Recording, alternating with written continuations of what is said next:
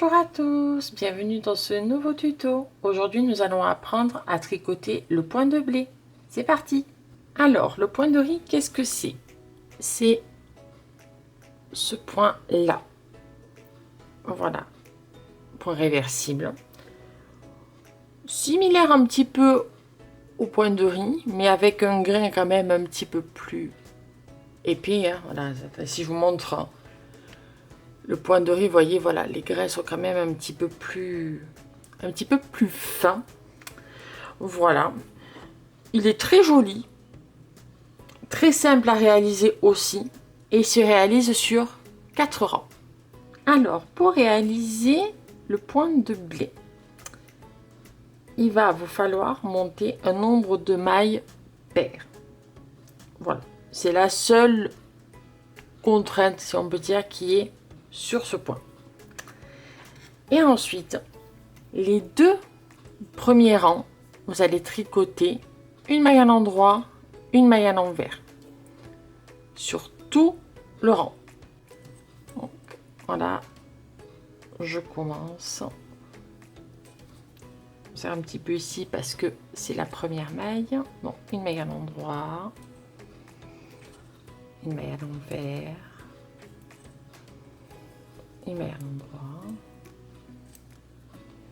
une maille à l'envers.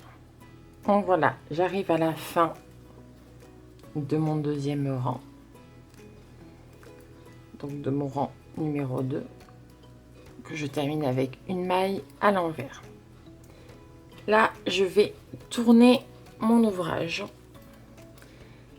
et les 2 prochains rangs, c'est-à-dire le rang numéro 3 et le rang numéro 4, vous allez faire une maille à l'envers, une maille à l'endroit, une maille à l'envers, une maille à l'endroit, et ceci jusqu'à la fin du rang.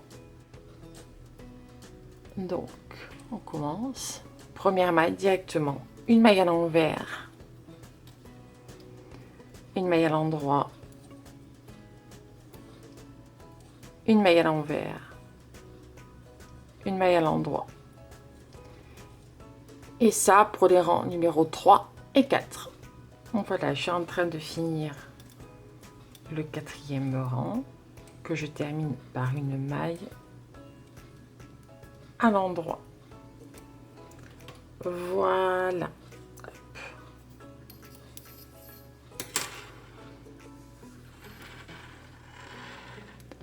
Vous voyez, on commence à percevoir le point de blé qui se forme gentiment mais sûrement.